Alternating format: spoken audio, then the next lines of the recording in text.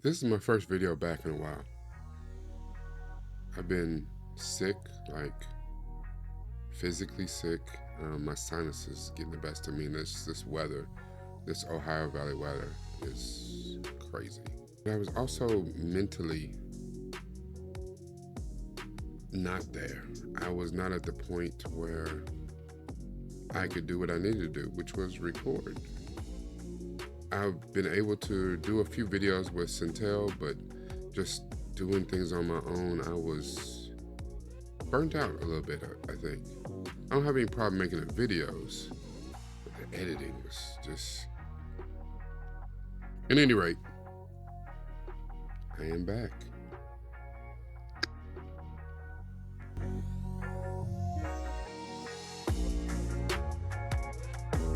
Hello, Governor. This is Rakai Steve, Newt from the Ville, and I'm here to talk about today's media therapy deep dive session called Found You. But what we're actually talking about is Doctor Who Season 7, Episode... This many carried a one. I think we're on Episode 7. I want to say that we're talking about the Bells of St. John. I'm a little bit behind, as you know, but we're gonna get caught up real fast. Now I want to keep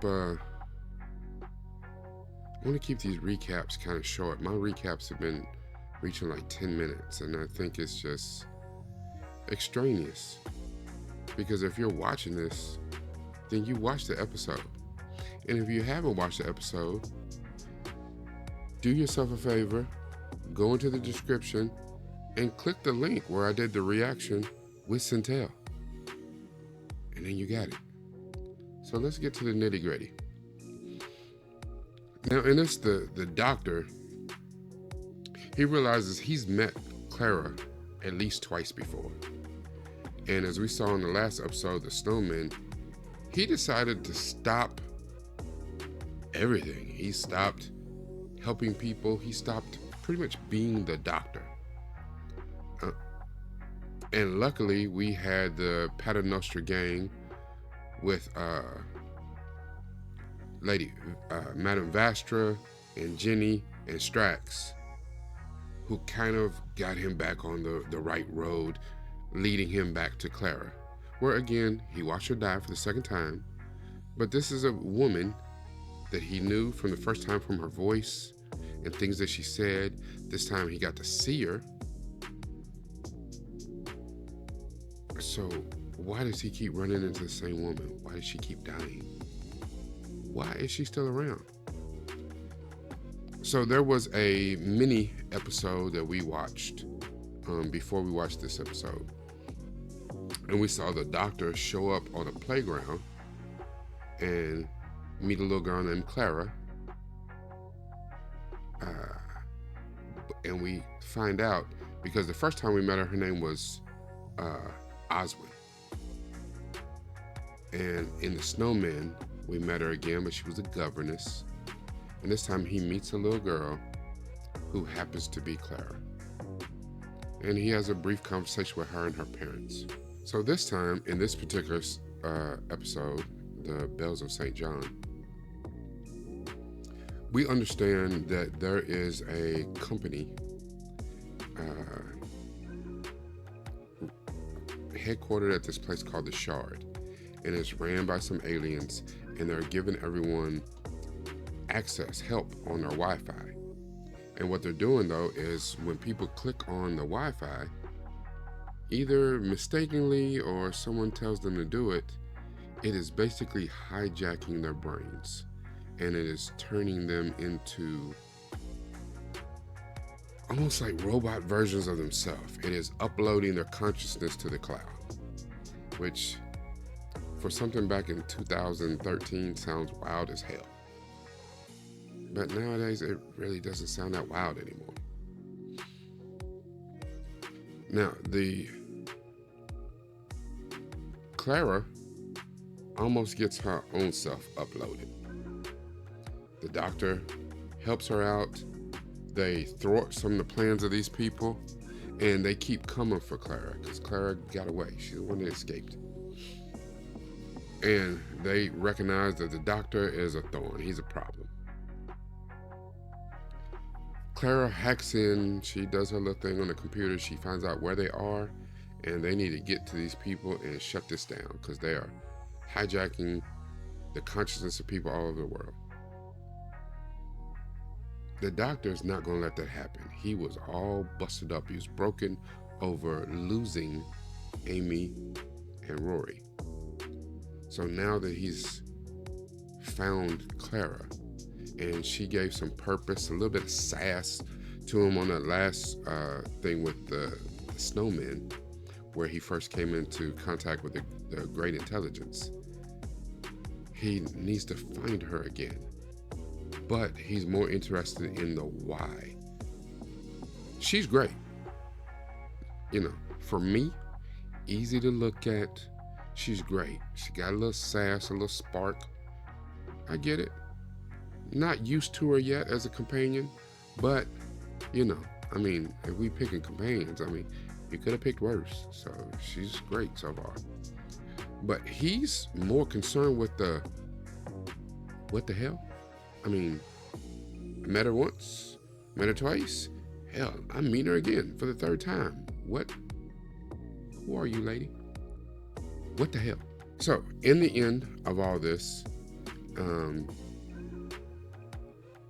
they shut down the great intelligence and his plan to hijack all these consciousness of people and stops the shard. And the one lady who's running the place, she ends up getting trapped in there.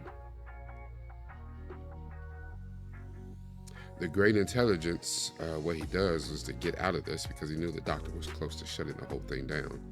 He reset all the people, basically returned all their consciousness, but they have zero memories of anything that's happened.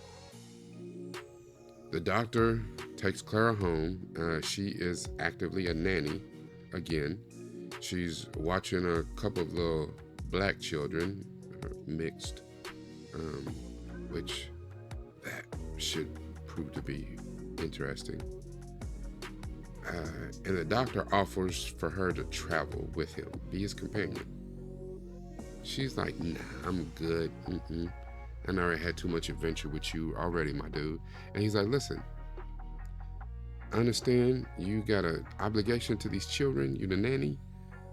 However, I mean, I kind of have a time machine. We can leave, you know, do some adventures, and I'll bring you back same time, same day. Easy peasy, lemon squeezy. She tells her come back in the morning. She may change her mind because she refused. She was like, nah, I'm not going. And of course, we know she changed her mind. Why did I call this being found? You know, I love my quotes, and I'm going to try to keep this short, sweet, easy.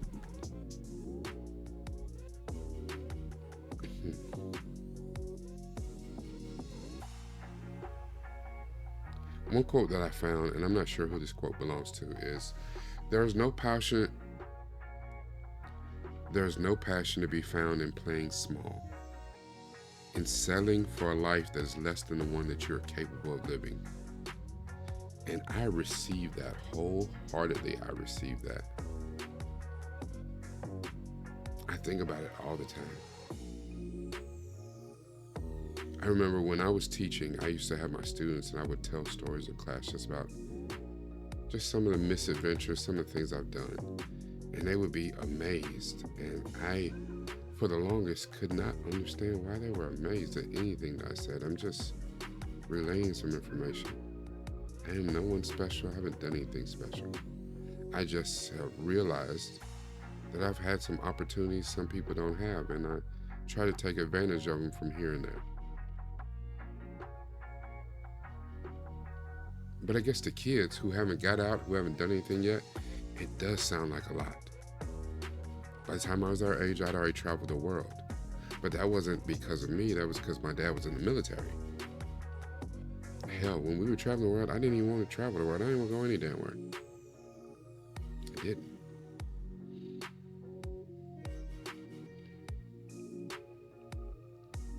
I call this being found because you think that the doctor is trying to find Clara.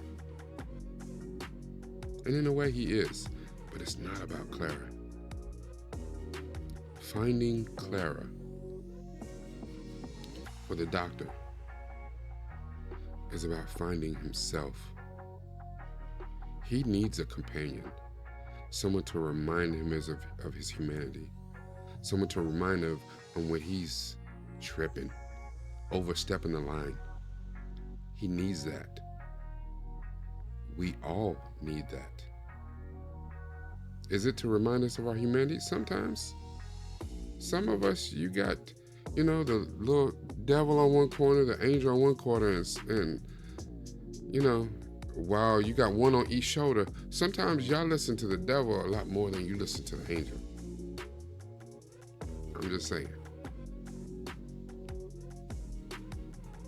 Most of us think that as long as you live a good life and you don't actively do harm to people, then you are destined for, to go to the upper room. Life doesn't even work like that.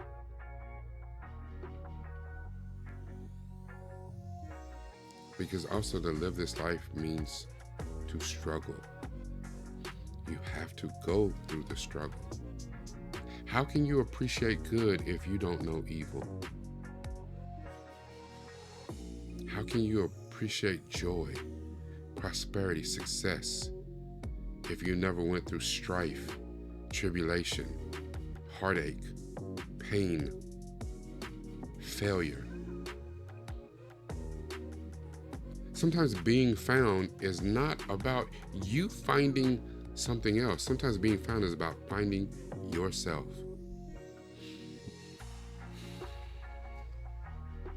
It's often attributed to Thomas Edison that he, in trying to find the light bulb, which we know he didn't even really find any damn way, that he found 10,000 ways that something didn't work. So one that he failed, he just found 10,000 ways it didn't work, because honestly, how many times do you need it to work? One. In life, you have to be used to expecting the rejection, expecting the no's, because all you need is one yes. But some of us, we fold. Maybe not of the first no, but a few no's, and all of a sudden you're changing course because this is not for you. I'm not meant to do this. Me personally, I listen to God. That's what I do. And I don't know what works for you. Maybe you need to listen to the universe. Maybe you need to, I don't know, you consult your crystals or talk to your best friend or say 12 Hail Marys. I don't know what your thing is. Go have somebody read your palm or some shit. I don't know. But for me, prayer, it works for me. Trying to keep a healthy lifestyle. I don't have any substances that I abuse. And saying abuse, because I think a lot of people think that they use all types of shit and they don't abuse the substance. I don't drink. I don't smoke. I have 4 kids, so I don't have time for vices. Now, does that mean that I've never drank? No, it does not. I've never done any hard drugs. So, that's one thing. Have I taken edibles? Have I smoked weed before? I've tried it. I've done some things. I've lived some life. But that shit ain't for me. Hell, right now I'm trying to cut down on processed food in my life, trying to get rid of all fast food. I already don't drink soda. I'm trying to get rid of sugar. I'm trying to eat healthier, trying to eat better, because doing that makes a better me. I'm trying to find me within me. I'm already here. I have had periods in my life where I have been a better version of me. Maybe not the best version. I don't know if I've hit the best version yet. But there have been some great versions of me in the past. And I'm not living in the past. I'm not trying to get back to high school skinny. I'm not trying to get back to fresh out the military, 12, you know what I'm saying, a 12 pack of abs. None of that. I'm trying to figure out who is the best version of me now. Mentally, physically, spiritually, emotionally. Who am I now? That's what I'm working on. Same way Sherlock had to work on it. Same way Doctor Who had to work on it. Same way a lot of the characters that you come to these media therapy sessions and you listen to my deep dives, a lot of these properties that we watch, myself and Centel and other people, are trying to find clarity, trying to find purpose. That's why I do this. And that's why I'm back. I took a much longer than expected vacation. And I'm back. This is Rakai Steed, new from the Ville. Make sure to like, comment, share. It's not that hard. All you gotta do is hit the button, share with somebody. Somebody gotta hear this shit. And if you haven't subscribed, I know 70% of people that watch my videos don't subscribe. I don't know how you happen upon it, but I'm glad that you're here. Hit the subscribe button. I try to drop at least 3 videos every week. And if you're a member of Centel's channel, make sure that you subscribe to Centel's channel because you can see our reaction videos. And usually, even at the end of those, I usually tell you if I'm gonna do a deep dive on this one or not. All Doctor Who's, that's a given. I do those. We're done with Arcane. We're done. I got one more Arcane to do. We're done with Arcane. We're done with Sherlock. Come check me out. Remember, it's always got to be about this. And it's always got to be about this.